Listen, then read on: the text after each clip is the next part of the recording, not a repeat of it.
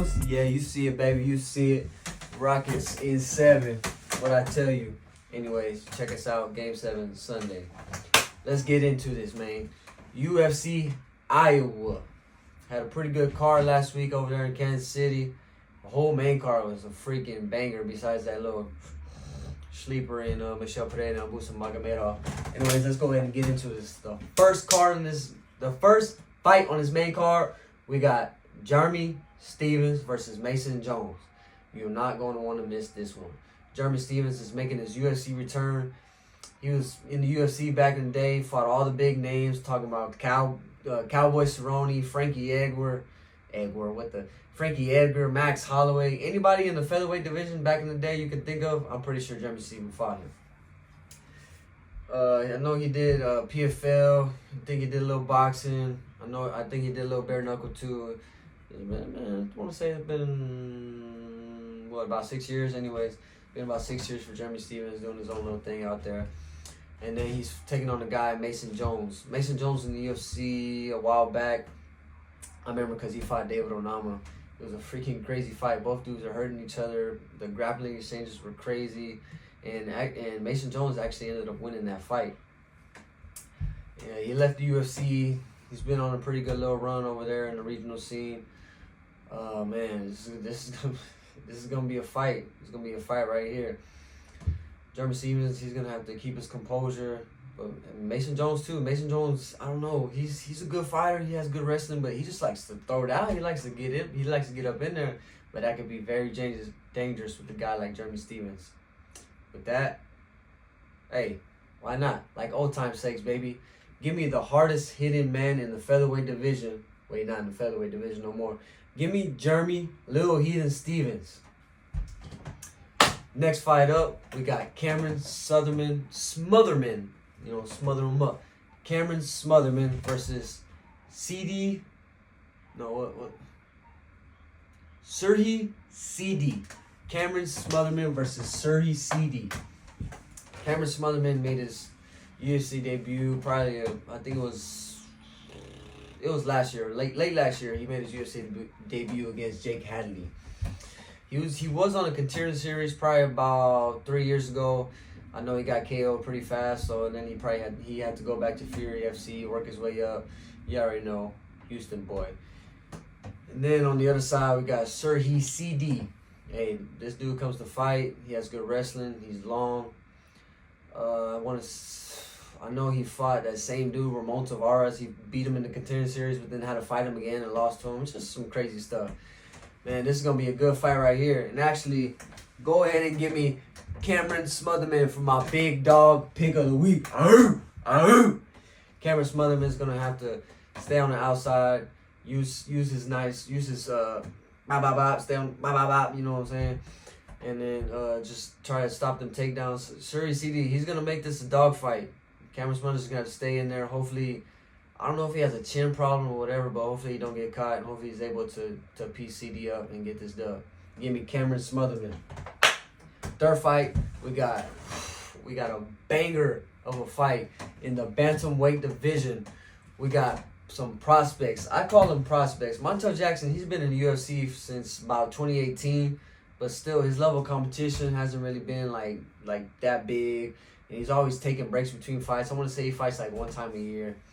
Hey, but the dude got some skills, man. If you watch his last fight, Damon Blackshear put him out fast. And it was nasty. Hey, but I'm telling you, y'all guys better watch out for this Daniel Marcos. 17-0, undefeated Peruvian fighter. Man, I didn't even know who he was. I watched his last fight. You know, I'm an Adrian Yanez fan, but I watched his last fight. Oh, my God. He pieced Adrian Yanez up, guys. You know, it's like almost in all his fights, he's pretty good. He can be able to piece them up and stuff like that. Sorry with my chest, you know I got bugs and stuff like that. But with y'all support, I'm not gonna do that. Anyways, Montel Jackson and Daniel Marcos. This is gonna be a very good fight. Daniel Marcos, he's probably gonna get in there, make it ugly, try to get on the inside, make it ugly, land his nice shots. To be honest, I mean, Montel Jackson, he's fast. He can be able to be a little bit too slick for Daniel Marcos. And I think he's going to go ahead and take Daniel Marcos's O. Go ahead and give me Montel Jackson. And you know what? Let's go ahead and make it a little bit spicy. Montel Jackson by TKO. Give me that. Next one. We got two 38-year-olds. Santiago Ponzinibbio and my boy D-Rod, Daniel Rodriguez. Man, Santiago Ponzinibbio was on fire until he had that weird situation when he got sick and everything, and then he ended up losing like his next two or three fights. And just since then, it's been a little bit up and down. He's only fought a few times. There's a few fights where he gets in there and he's ready to brawl. But there's sometimes he just looks pedestrian. I want to say the same thing with D-Rod. I was a big fan of his, especially after like his Kevin Lee fight and things like that. But after then, it's just been up and down, up and down. Sometimes he looks like he don't even want to be in there. Man, this fight is kind of hard to pick. You got these two guys that are gonna go in there. I'm pretty sure they're gonna go ahead and duke it out. I would say they're gonna be maybe 0 or 1 takedown attempts in this fight. I don't want to do it because I love my boy D-Rod. Go ahead and give me Santiago Ponzinibbio. Yeah, let's do Santiago Ponzinibbio. And next we got this co-main event. Reinier de Ridder versus Bo Nickel. If you're a striking fan, you might want to go ahead and sit this one out. But if you're an MMA fan, buckle up. They're going to take you on a ride. Both these dudes, they don't really strike too much. You already know Bo Nickel is national champion. Penn State, baby. I ain't no Penn State fan. I'm an LSU fan. Go Tigers! Anyways, you know, he has that wrestling background. He has I want to say, I don't know if he's a black belt, but he has jiu-jitsu. And then on the other side, we got Reinier de Ridder. Dude, hey, this guy's good. This guy's pretty good. And I'm not gonna lie, I was hating on him. You know, he fought Gerald Mearshart and beat him, but I mean, who doesn't?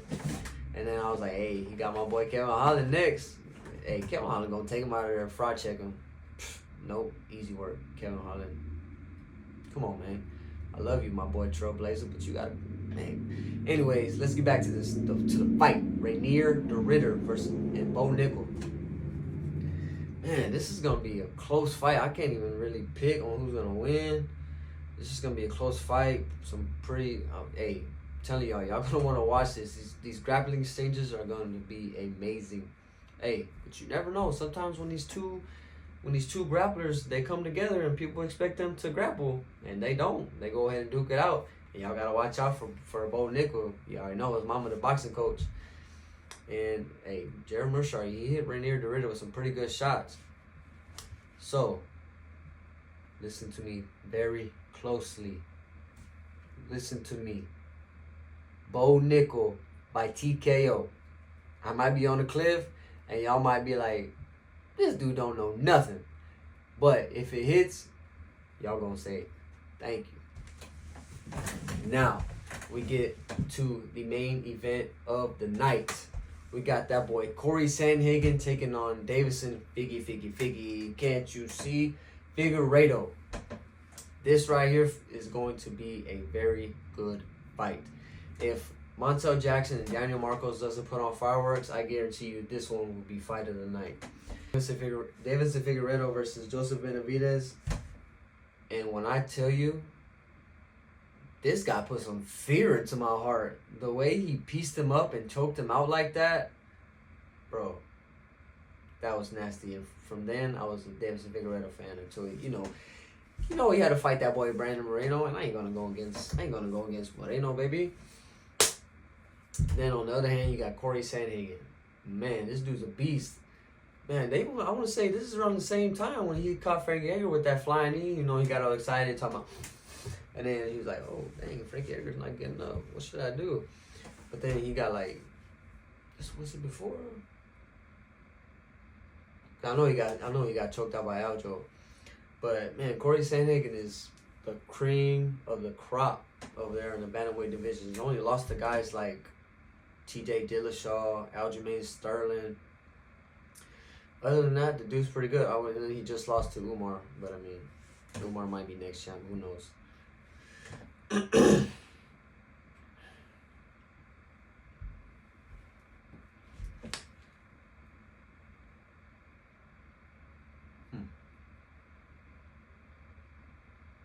what am I even thinking about, bro? It's not even.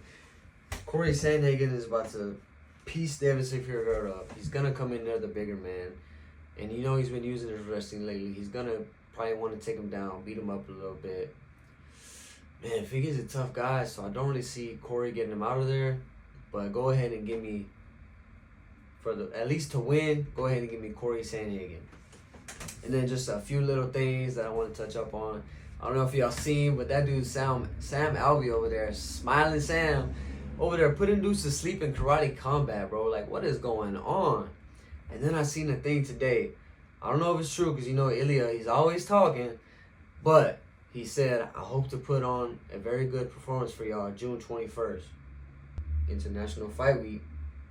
Ilia Topuria versus Islam Makhachev. Is that done? We're going to find out. Alright, guys. Thank y'all. That was UFC Iowa. But before I leave y'all, I want to leave y'all with a little message. If you're a kid, a teenager, a young man, or even old, I just want to go ahead and tell you to take that step. Don't care what anybody else is going to think. Because in Psalms 118:8, it says, "It is better to trust the Lord than to put confidence in man." So just know that you don't need approval from anyone. Just know that you don't need approval from anyone. Because my God will leave the 99 to find the one. And then, who knows, you could be that one that goes and finds the 99. As it says, as iron sharpens iron, a person sharpens another. Anyways, I just want to tell you, God loves you, whatever you're going through. If you need to talk to somebody, I'm not a pastor. I don't know every verse in the Bible, but I love my people.